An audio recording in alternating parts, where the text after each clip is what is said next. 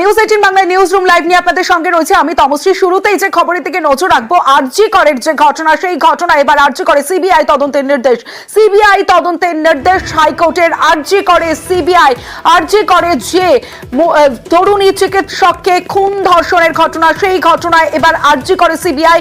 আরজি করে সিবিআই তদন্তের নির্দেশ হাইকোর্টের নজরদারিতে, তদন্তে সিবিআই। সরাসরি চলে যাব, আমার সঙ্গে আমার প্রতিনিধি অর্ণব হাজরা রয়েছে। অর্ণব, এর পরবর্তী কি পদক্ষেপ সিবিআই এর?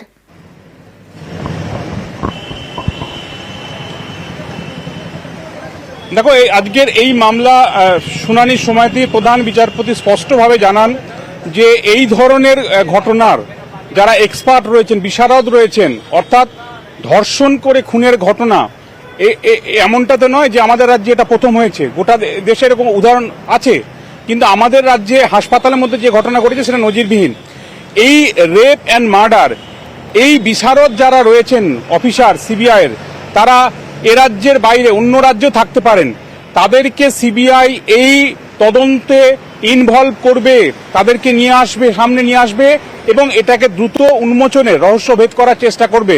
প্রধান বিচারপতির এই পরামর্শ, সেটাকে কাজে লাগাচ্ছে সিবিআই এবং ইতিমধ্যে সিবিআইয়ের এ রাজ্যের বাইরে বিভিন্ন যে এক্সপার্ট অফিসাররা রয়েছেন ধর্ষণ এবং খুনের মামলার ক্ষেত্রে, তাদেরকে কিন্তু ইতিমধ্যে ইন্টিমেট করা হচ্ছে এবং সেই মর্মে তদন্ত এগোবে। তবে এখনো পর্যন্ত সিবিআই এর যে এফআইআর আজ হয়েছে, অর্থাৎ রেগুলার কেস ইতিমধ্যে রেজিস্টার হয়েছে, এটা কেস ডায়েরি দেখি সিবিআই এই রেগুলার কেস রেজিস্টার করেছে দিল্লির সাথে কানেকশনের পর, অর্থাৎ সিবিআই হেডকোয়ার্টারের সাথে আলোচনার পর।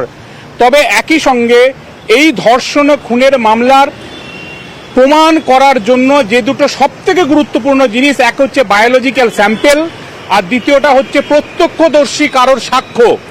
এক্ষেত্রে প্রত্যক্ষদর্শী এখনো পর্যন্ত সেভাবে সামনে আসেনি, তাদের খুঁজে বার করা সেটা সিবিআইয়ের প্রথম উদ্দেশ্য। সেক্ষেত্রে সিসি ক্যামেরার যে ফুটেজ, সেটাকে একটা সার্কামস্টেন্সিয়াল এভিডেন্স হিসাবে, পারিপার্শ্বিক তথ্য প্রমাণিত হিসেবে সিবিআই হয়তো গাঁথবে, কিন্তু প্রত্যক্ষদর্শী কেউ কি রয়েছে সিবিআই সেটা খোঁজার ওপরই আজ থেকে খোঁজখবর তারা শুরু করেছে।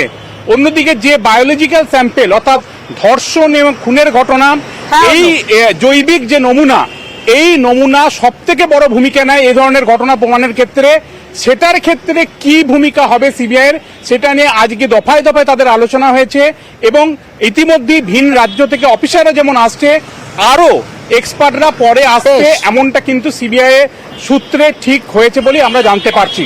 বেশ অর্ণব, হাইকোর্টের নির্দেশ আর নির্দেশের পরে তৎপর সিবিআই। রাতেই এফআইআর, যে ছবি আপনারা দেখছেন, সিবিআই আধিকারিকরা তারা রাতেই এফআইআর করে তদন্তভার গ্রহণ করেছে। সিবিআই আধিকারিকরা নির্দেশের পর, অর্থাৎ নির্দেশ তারপরেই তৎপর সিবিআই। সরাসরি চলে যাব, অমিত রয়েছে আমার সঙ্গে, অমিতের সঙ্গে কথা বলবো। অমিত, কি কি তথ্য সংগ্রহ করলো সিবিআই আধিকারিকরা, ঠিক কি আপডেট রয়েছে? প্রথমে তোমাকে জানিয়ে রাখবো, আরজি করের পড়ুয়া চিকিৎসক যে খুন এবং ধর্ষণের ঘটনা, সেই ঘটনায় এফআইআর করলো সিবিআই। কলকাতা হাইকোর্টের নির্দেশ পাওয়ার পর আজকে রাত্রি 8টা নাগাদ সিবিআইয়ের তরফে এফআইআর করা হয়েছে, এমনটাই সিবিআই সূত্রে খবর। খুন এবং ধর্ষণের ধারাতে এফআইআর করা হয়েছে, কারণ আজকে কলকাতা হাইকোর্টে অর্ডার হওয়ার পরই সিবিআইয়ের একটি টিম তারা পৌঁছে গিয়েছে টালা থানায়, এবং টালা থানা থেকে তারা এফআইআর সার্টিফাইড কপি তারা তুলেছিলেন এবং সেই কপি তোলার পরে সেই কপি মেল করে পাঠানো হয়েছিল দিল্লিতে সিবিআই হেডকোয়ার্টার সেখানে। এবং সেখানে সিবিআইয়ের যারা লিগাল সেলের অফিসার, দিল্লির যারা আধিকারিক রয়েছেন, তারা বৈঠক করেন। সেই বৈঠকের পরেই আজকে রাত্রি 8টা বাজার সময়, কিছু সময় পরে কিন্তু এফআইআর করা হয়েছে আরজি করের পড়ুয়া চিকিৎসকের খুন এবং ধর্ষণের ঘটনায়।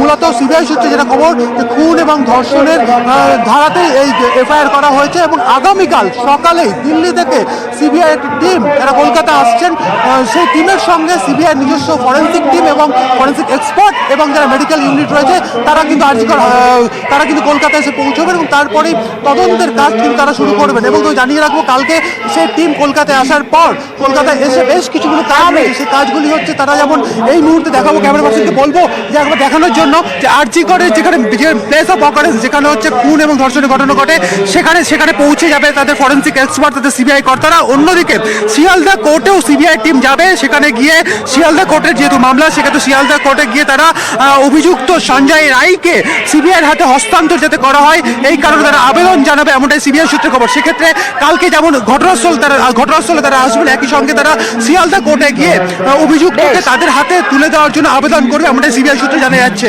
বেশ অমিত।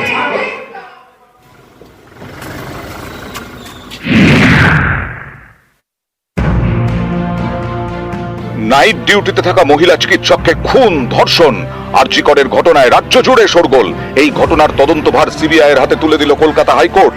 মঙ্গলবার বিচারপতি টি.এস. শিবগ্যায়াম বলেন, এখনই তদন্তে হস্তক্ষেপ না করলে এই মামলার তথ্য নথি নষ্ট হতে পারে। হাইকোর্টের নজরদারিতে আরজি করের ঘটনার তদন্ত করবে সিবিআই।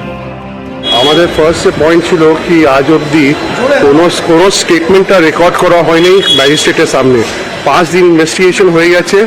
ইনফ্যাক্ট যখন ভিকটিমটা সকালবেলা মারা যায় কোনো সুমোটো এফআইআর লঞ্চ করা হয়নি। এখন প্যান ইন্ডিয়া অ্যাজিটেশন চলছে, ওই জন্যই সিবিআইকে ইমিডিয়েটলি ট্রান্সফার করে দিয়েছে, আর ওরা এখন থেকেই তদন্ত শুরু করবে। যেটা হাইকোর্ট নির্দেশ দিয়েছে আজকে যে সিবিআই তদন্ত শুরু হোক, এটাই আমাদের ডিমান্ড ছিল, আমাদের প্রাইমারি ডিমান্ড এটাই ছিল। এবার আমরা চাইবো যে শুধু যে মানে দেওয়া হয়েছে নির্দেশটা তাই নয়, যাতে নির্দেশের সঠিক পালন হয়। কোর্ট রুমেই কেন্দ্রীয় এজেন্সিকে নথি তুলে দেওয়ার নির্দেশ দেয় প্রধান বিচারপতির ডিভিশন বেঞ্চ। বলা হয়, বুধবার সকাল 10টার মধ্যে যাবতীয় বাকি নথি সিবিআইকে দিতে হবে। আজকে রাজ্যের তরফ থেকে কেস ডায়েরি প্রডিউস করার পরে টাইম লাইন দিয়ে দিয়ে ইন্ডিকেট করে আর্গু করা হয়, এরা ইউডি কেস হিসেবে জিনিসটাকে ট্রিট করে প্রসিড করেছে। এমনকি ইনকোয়েস্ট যেটা করেছেন আর কি, সুরত হাল যাকে বলে, ইনকোয়েস্টটাও করা হয়েছে বিকেল 4:30 নাগাদ, তাতেও ইউডি কেস হিসেবে রেফার করা আছে। সমস্ত পক্ষকে শোনার পরে আলটিমেটলি সিবিআই কে তদন্তভার ট্রান্সফার করা হয়েছে। আমরা প্রে করেছিলাম যাতে এটা কোর্ট মনিটর হয়, কোর্ট সেটাও পারমিট করেছে, পিরিয়ডিক রিপোর্টস কল ফর করেছে। সরকারি হাসপাতালে মহিলা চিকিৎসককে খুন, ধর্ষণ, গ্রেফতার 1 তদন্ত করছিল কলকাতা পুলিশ, কিন্তু পুলিশ এবং হাসপাতালের ভূমিকায় অসন্তুষ্ট হাইকোর্ট। মঙ্গলবার শুনানিতে নিয়ে নানা প্রশ্ন তোলেন বিচারপতিরা। হাসপাতালে চিকিৎসক ছাত্রীর মৃত্যু হলেও কেন কর্তৃপক্ষ থানায় অভিযোগ জানালো না? খুন করা হয়েছে এটা জানা বা বোঝার পরেও কেন অভিযোগ না পাওয়ায় অস্বাভাবিক মৃত্যুর মামলা রুজু হলো? নিহতের পরিবারকে কেন প্রথমে আত্মহত্যার কথা জানানো হয়? ঘটনার পর হাসপাতাল কর্তৃপক্ষ সংবেদনশীল আচরণ করেনি। কামদুনির ঘটনায় অভিযুক্তদের ছাড়া পাওয়ার প্রসঙ্গ উল্লেখ করেন এই মামলার অন্যতম আইনজীবী এবং জনস্বার্থ মামলাকারী। নিউজ 18 বাংলা।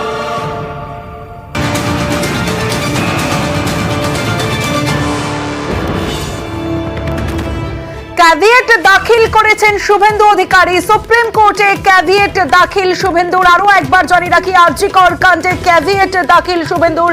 সুপ্রিম কোর্টে ক্যাভিয়েট দাখিল শুভেন্দুর। কি কারণে ক্যাভিয়েট দাখিল করলেন শুভেন্দু অধিকারী জানবো।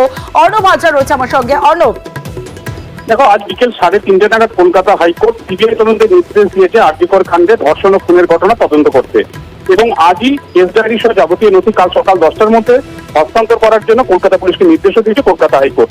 এই অবস্থায় সুপ্রিম কোর্টে রাজ্যের তরফে যদি কোনো এসএলপি দায়ের হয় এবং একতরফা শুনানি করে যদি স্থগিতাদেশ পড়ে যায়, অর্থাৎ সিবিআই তদন্ত যাতে কোনোভাবে বাধাপ্রাপ্ত না হয়, তাই আগেভাগে এই সতর্কতা অবলম্বন করে শুভেন্দু অধিকারী আজই সুপ্রিম কোর্টে ক্যাভিয়েট দাখিল করেছেন। এই ক্যাভিয়েট দাখিলের অর্থ হলো, শুভেন্দু অধিকারী করা মামলায় যে নির্দেশ সিবিআই তদন্তের নির্দেশ দেওয়া হয়েছে তাতে শুভেন্দু অধিকারীর বক্তব্য না শুনে সুপ্রিম কোর্ট কোনো নির্দেশ দিতে পারবে না। অর্থাৎ একতরফা শুনানি আটকাতেই সুপ্রিম কোর্টে এই পদক্ষেপ শুভেন্দু অধিকারীর। কারণ সাম্প্রতিক মামলার ক্ষেত্রে দেখা গেছে যে নির্দেশ সুপ্রিম কোর্টে যাওয়াতেই সেখানে স্থগিতাদেশ পড়েছে, এবং রিক্রুটমেন্ট স্ক্যামে প্রাথমিকের মামলার ক্ষেত্রে দেখা গেছে যে নোটিশ সার্ভ না করেই স্থগিতাদেশ হয়েছে।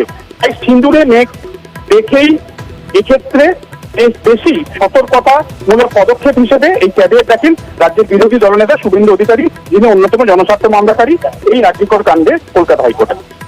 বেশ অর্ণব।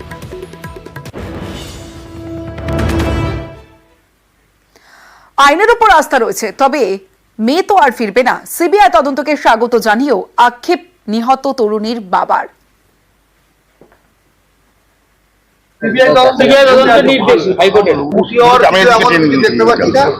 আমরা ন্যায় বিচার চাইছি। এমন কিছু তো হয়নি যে কালকে আমার মেয়েটা বাইকে আসবে, আমার যেমন ডিউটি যায় প্রতিদিন সকালবেলা বিকালে আবার রিটার্ন চলে আসবে, সেরকম তো কিছু হয়নি এখনো। যখন কিছুটা বিচার পেলে আমাদের শরীরের শান্তি, মনের শান্তি, আমার মেয়েটার আত্মার শান্তি পাবে। পাবেন মনে হচ্ছে। আইনের উপর আস্থা রাখতেই হবে, আইনের উপর আস্থা রাখতেই হবে, আইনের উপর আস্থা রাখতে না রাখলে আমরা বাঁচবো কি?